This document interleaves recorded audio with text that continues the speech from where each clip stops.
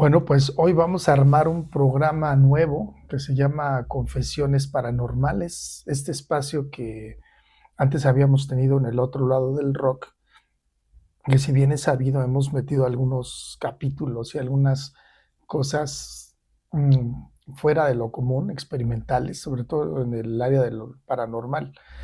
Y hoy vamos a estrenar este programa, lo vamos a separar y bueno, pues no dejen también de seguirnos allá en las cuentas que tenemos en el otro lado del rock y en el de Jair Rock Vintage, que bueno, ahí manejamos todo lo relacionado a las viñetas del Rock 101 y esas cosas, muchos ya nos conocen, pero pues vamos a tener este espacio dedicado a lo paranormal, sobre todo las historias que nos cuenta la gente, pues aquí las vamos a leer, inclusive vamos a interactuar con mucha gente para que de viva voz nos cuenten sus experiencias paranormales. Esto comenzó hace algún tiempo, el proyecto pues ya lo vamos a empezar a sacar en el canal de YouTube y a ver qué tal nos funciona. Hoy va a ser el primer capítulo, así es de que pues suscríbanse, no dejen de seguir las otras redes sociales, estamos en todas las plataformas, esta también no será la excepción. Estas confesiones paranormales, pues queremos empezar a llevarlas a cabo de una manera más interactiva para que la gente empiece a colaborar y a participar dentro de ellas. Mucha gente nos cuenta esas cosas que de repente nadie nos cree, que son reales, solamente quien las vivió, pero cuando las cuentas al público, a la gente, inclusive a tus cuates, pues no te creen. Mucha gente dice, no, no es cierto, es puro choro. Y bueno, voy a empezar con una historia que en lo personal a mí me sucedió con otros amigos y fue en el año 97. Pasaron cosas muy raras en ese año, incluyendo pues, una aparición ahí de un ovni, ¿no? Pero pues, bueno, voy a contarles, a resumirles que empezando ese año nos reunimos varios cuates a jugar la Ouija, ya saben, clásico, ¿no? En los 90 pues, no había otra cosa que hacer, no había internet y eso, más que interactuar con los cuates. Y en este caso jugar la Ouija, si bien yo no lo hice directamente, pero estuve presente. Entonces éramos como unos 5 o 6 personas aproximadamente. Sí, éramos como 5 o 6 personas. Una de ellas se animó a moverla. Pusimos una mesita ahí con un paliacate, con una calavera, esas calaveras que se usan en los motoclubs, con las clásicas chamarras y eso, ¿no? Bueno, un paliacate estaba ahí acomodado, unas velas y mucha paciencia, ¿no? Conforme iba pasando el tiempo, alrededor de casi una hora aproximadamente, fue cuando empezamos a ver los primeros movimientos, ¿no? Con el oráculo o el indicador. La persona que estaba moviendo la ouija tenía los ojos vendados, ¿no? No se podía ver y el oráculo pues iba indicando. En un principio acomodaba las letras para formar palabras, obviamente, y otra persona se encargaba de anotarlas. Así bien, conforme iba pasando el tiempo, los dedos empezaban a despegar del oráculo. O sea, ya era una cosa así.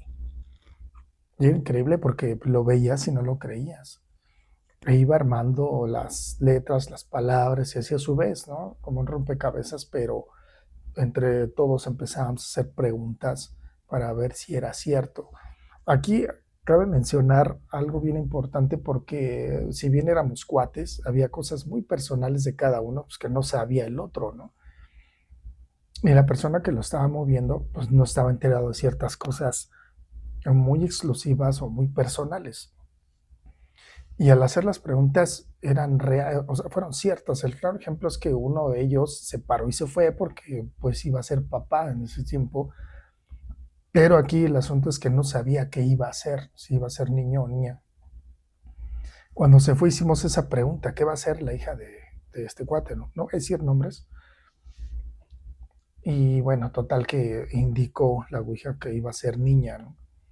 Pues con el tiempo y con los meses, sí, fue cierto, fue niña, tal vez fue coincidencia, no sé.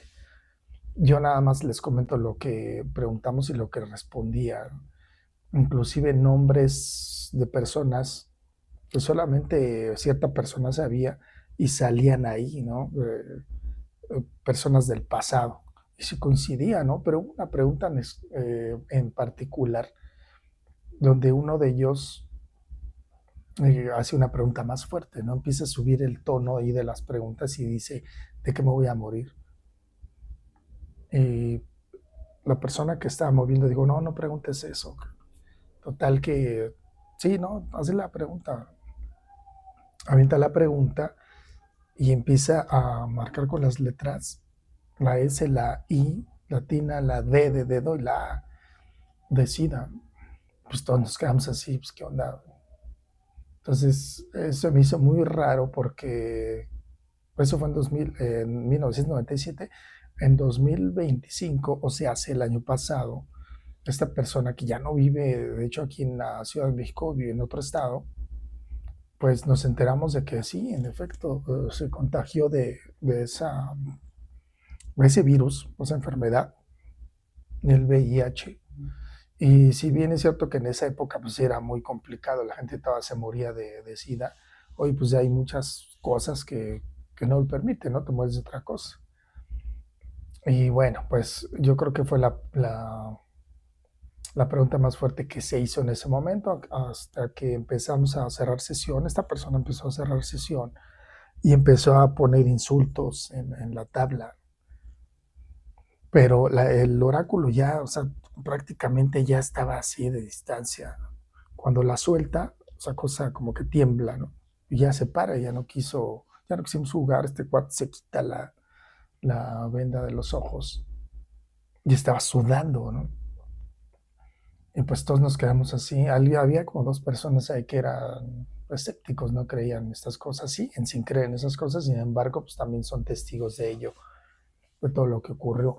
Eso fue a principios de año, en el 97. Posteriormente, en Semana Santa, recuerdo que fue el primer cambio del famoso horario de verano y coincidió que esa Semana Santa nos fuimos a Tepoztlán, Morelos.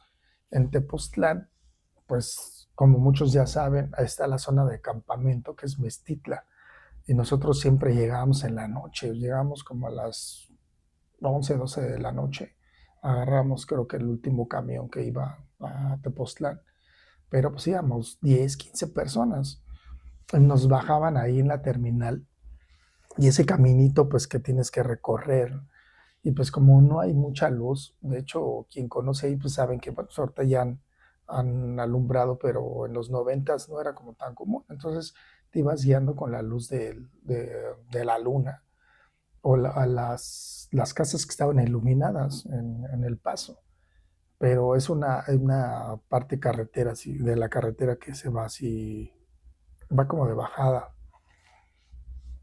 Hubo un momento en los que nos perdimos después de que llegamos al centro de Tepoztlán.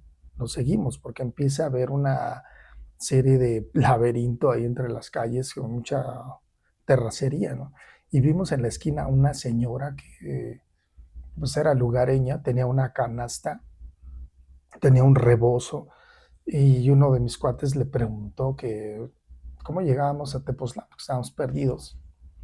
Pues recordemos que pues, en esa época no existía nada de tecnología, ni internet, ni nada de eso, ni el Google Maps, nada de eso.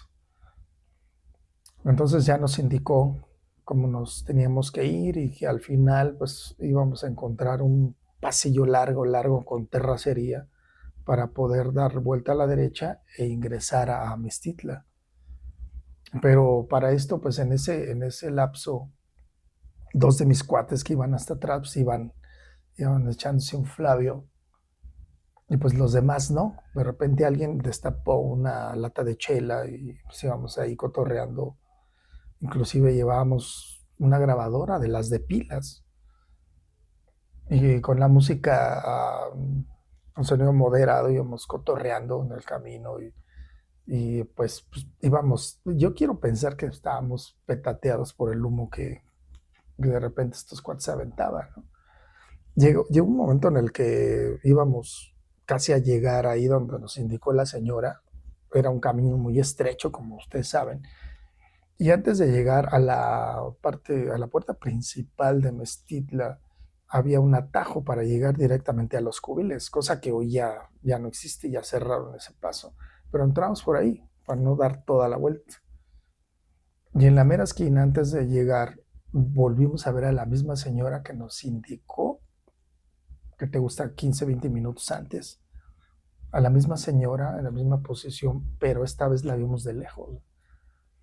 Entonces tal vez tuvimos una visión colectiva, ver a la misma persona dos veces, pues ¿cómo crees, no? A menos de que fuera mucha coincidencia y que fuesen dos personas diferentes muy parecidas. Pero nosotros, o nuestro cerebro tal vez nos jugó esa pasada y pues nos hizo creer que a lo mejor era la misma persona. Al otro día ya estando instalados, perdón, en Mestitla, con las casas de campaña y todo, ya en la noche, al día siguiente, creo que fue sábado, no es cierto, llegamos el jueves y eso fue ya el viernes en la noche, y pues clásico, vimos una luz, alguien me dice, oye, hay algo allá arriba, ¿no? Del lado donde está el Teposteco, pero más hacia la punta del cerro. Y sí, en efecto, vimos una luz, pero que se duplicaba, ¿no? Era una cosa enorme, que estaba atrás del cerro y se movía y ondulaba y daba vueltas. Para fortuna, sabes, había mucha gente. Los Boy Scouts llegaban ahí y también se dieron cuenta, se percataron de lo que estaba pasando. Uno lo veía y no lo creía. Yo decía, no puede ser posible, o sea, ¿cómo, no? O sea, los drones en esa época, pues no. Y estaba arriba del cerro, hacia por atrás. Muchos scouts empezaron a aventar la clásica lamparita, así como si fuera un código Morse o algo así. Nosotros llevábamos una cámara, pero de esas de las que se le ponía el flash, ¿no? Y obviamente si tomabas una foto, pues no se veía nada. O sea, sí lo intentamos, pero a la hora de revelar el rollo, mandarlo a revelar, pues salía, salía oscura la fotografía, no se veía, ¿no? Solamente las fotografías, esas fotografías, las Kodak, pues solamente tomaban fotografías en el día. Y si era en la noche en un lugar iluminado, ¿no? Inclusive lo que les decía con los famosos flash, ¿no? Que comprabas en la farmacia y eran desechables, nada más era un flashazo y ya lo tenías que tirar. Pero eso fue lo que nos pasó en Semana Santa. Pues ahora sí que dos acontecimientos ahí en el maravilloso Tepoztlán, en Mestitla. Y recuerdo muy bien eso, esas tres anécdotas, dos en una, y aparte la de la Ouija, que yo recuerdo que esa Ouija, uno de mis camaradas de ahí la compró en una farmacia, porque ustedes bien saben, los que estamos ya en los 40, 50 de edad, pues podrán acordarse que antes los juegos de mesa se vendían inclusive en las farmacias, ¿no? Y ahí adquirimos una que era Monte Carlo, era la clásica tabla Ouija que podías comprar en la esquina de la farmacia. El cuate que adquirió esa Ouija varias veces intentó deshacerse de ella, no podía por alguna cuestión, la tiró a la basura y el de la basura llegaba en el camión, sí tiraba la basura, pero regresaba a la tabla, ¿no? Ese tipo de cosas. Hasta que por fin se deshizo de ella cuando la dejó en un taxi. O sea, se fue, la dejó en un taxi, se bajó y ya. Solamente así pudo deshacerse de la tablita esta. Y bueno, prácticamente esa es como mi historia. Cosas que yo puedo decir que yo viví. Mucha gente vivió alrededor, afortunadamente, pero que cuentas y le cuentas a personas ajenas y no te creen. Entonces esa parte de vivir las cosas y que no te creen, pues te frustra un poco porque dices, yo sé que lo viví, ¿no? O a lo mejor estaré loco, pero en mi caso fueron varias personas, por lo menos 15 personas con las que íbamos, que vieron lo mismo que yo ahí en Tepoztlán. Esa es la historia, la primera historia que voy a contar aquí en el canal e insisto, vamos a hacer más programas, pero vamos a poner a interactuar a la gente para que nos cuente también, ¿no? y otras pues las vamos a leer aquí en la compu, las que me lleguen. Vamos a hacérselas llegar aquí en este canal. Denle like, suscríbanse, esto es nuevo. No olviden también de seguirnos en las demás redes sociales, en los otros canales del otro lado del rock y en el de Yair Rock Vintage. Nos vemos en el próximo programa. Descansen chido. Bye.